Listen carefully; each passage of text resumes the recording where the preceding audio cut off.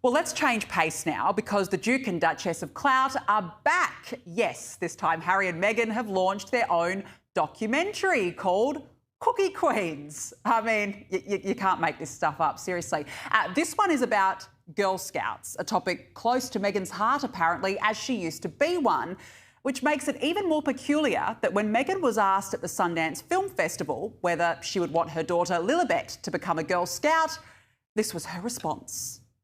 I think we'll continue to explore whatever feels right. But Alyssa's also a mom of a daughter. Right, so let me get this straight. She's made a film on how wonderful Girl Scouts are and she ducks and weaves at the very question. Now, don't get me wrong, I have no issues with Girl Scouts, but I do have an issue with yet another desperate Montecito money grab. Writer and broadcaster Esther Krakue gives us her frank take on the latest instalment of the Duke and Duchess of Privacy. So this week, the Sussexes were at Sundance Film Festival in Park City, Utah, promoting their new film, Cookie Queens, which doesn't actually sound as entertaining as it is. It's actually just a film about young Girl Scouts that are trying to hit their targets and sell as many cookies as possible.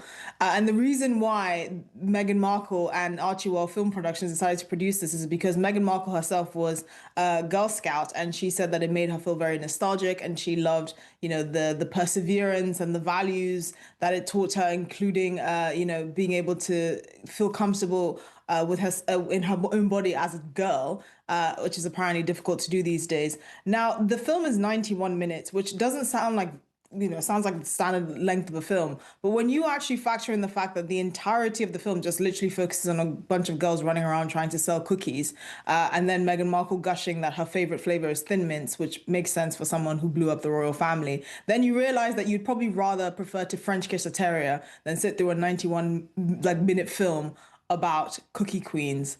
And thankfully, Harry was let off his leash long enough to actually make an appearance at this film festival. And it just goes to show you how the mighty have fallen, because even though this is probably, one of many other future failed projects that is going to come from the Sussexes, we remember their Polo documentary and Meghan Markle's cooking series, which again didn't really set the world on fire. We now have a prince, or a man who used to be a prince, talking about the joys of organic granola and financing his wife's failed projects. And it's just the dichotomy of where he was 5 to 10 years ago, actually making a difference in the world, and now he's trying to flog a film about young girls selling cookies. So let me get this straight. A woman produces a documentary about young girls learning confidence, leadership and entrepreneurship. And somehow that turns into a scandal. Because according to Sky News Australia broadcaster Esther Krakue and the usual royal commentary echo chamber, Cookie Queens isn't a heartfelt project. It's allegedly a money grab, a vanity exercise, proof that the Sussexes have fallen. And honestly, that tells us everything we need to know. Because Esther's commentary wasn't really about the film. It wasn't about Girl Scouts. And it definitely wasn't about substance. It was about doing what mainstream royal media has been doing to Meghan Markle for years, stripping away context, ignoring intent, and zooming in on anything they can twist into mockery.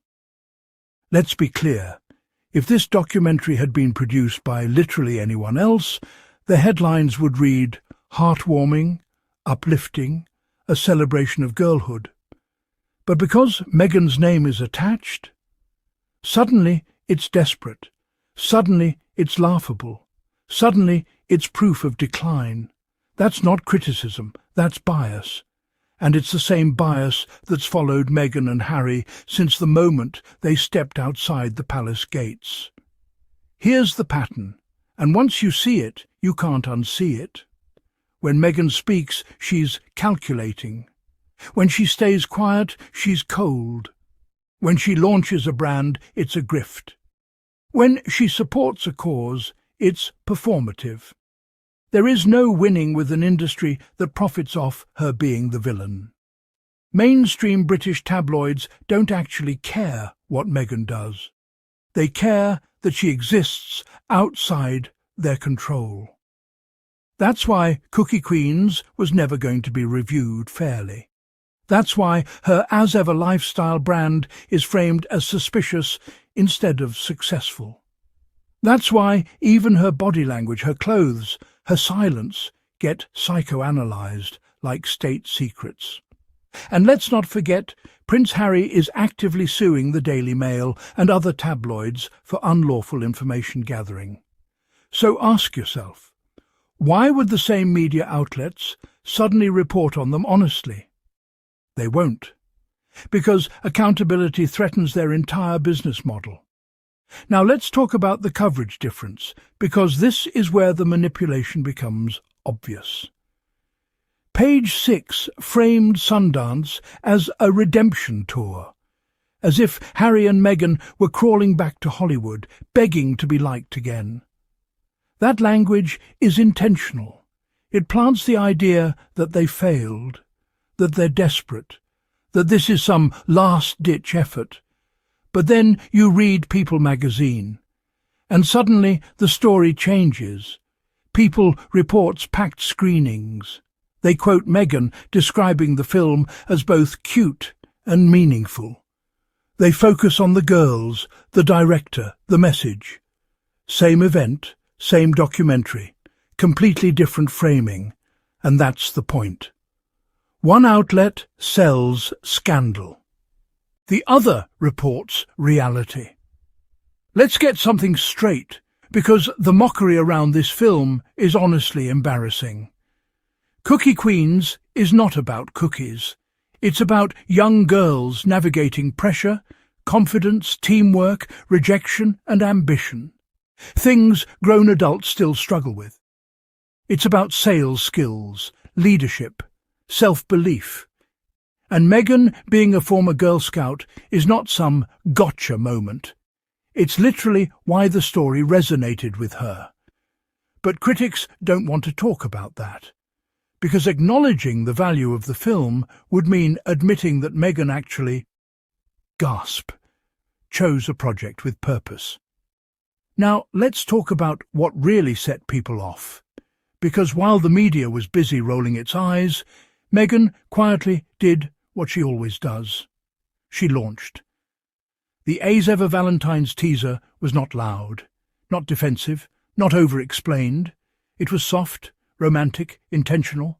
2 product drops, a countdown, no chaos, red roses, chocolate, berries, wine glasses, a press for jam button that fans instantly recognized. This wasn't flexing, this was branding, and that's why it worked. Because Meghan understands something the tabloids refuse to accept. You don't need to scream when you're confident. Let's talk timing. Prince Harry returns from the UK. The family reunites, Valentine's Day approaches, and suddenly Meghan drops a campaign centred on intimacy, love and home. That's not accidental. That's a woman aligning her brand with her real life. Not palace schedules, not royal expectations, not public approval. And that's exactly why it irritates certain people. Because it proves they were wrong. She didn't crumble. She didn't fade away. She didn't need saving. She built, she launched, she sustained. The palm tree logo, the wedding rings, the quiet nods to her marriage. These aren't PR tricks. They're personal touches, and the fact that tabloids either mock them or pretend they don't exist tells you everything. They want the narrative of a broken marriage.